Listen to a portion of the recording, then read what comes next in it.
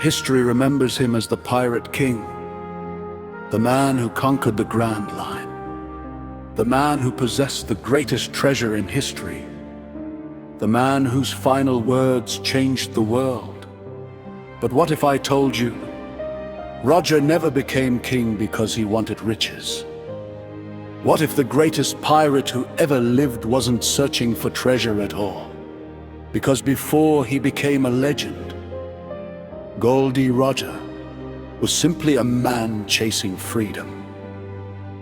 Long before the world called him the Pirate King, Roger looked at the sea and saw possibility. Not power, not fame, not kingdoms, just endless horizons waiting to be explored.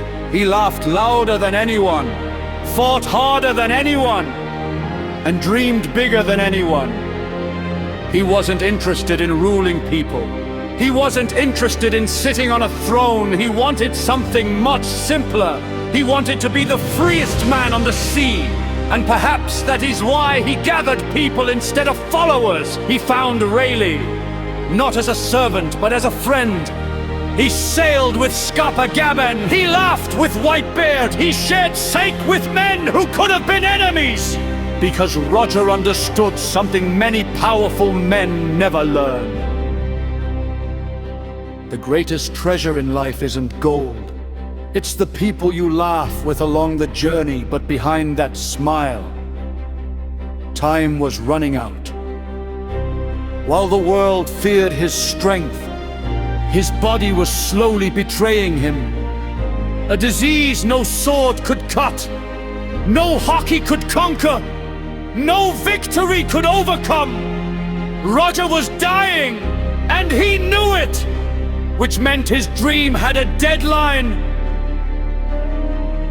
That was why he sailed faster, why he challenged stronger enemies, why he pushed beyond every limit. He wasn't racing against pirates, he was racing against death itself. And somehow, he won. He reached the island no one had ever reached, Laugh Tale, the place hidden from the world for 800 years. There Roger discovered the truth about Joy Boy, the Void Century, the ancient kingdom, and the treasure left behind by a promise made centuries before his birth. But something unexpected happened. The man who had conquered the world laughed, not because it was funny, but because fate had played the greatest joke of all. He had come too early. The answers were there, the truth was there, but the time was not. And so Roger laughed, because there was nothing else he could do. Joy Boy! I wish I had lived in your time. Perhaps, in that moment, Roger understood something no one else did. He wasn't the chosen one. He wasn't the man destined to bring the dawn. He was merely the one meant to pass the torch. And so instead of disappearing quietly, instead of spending his final days in hiding, Gol D Roger made one last gamble. He surrendered, not because he had been defeated, but because death itself could become his greatest adventure. Standing before the crowd, with chains around his hands, Roger smiled, the same smile he had worn his entire life.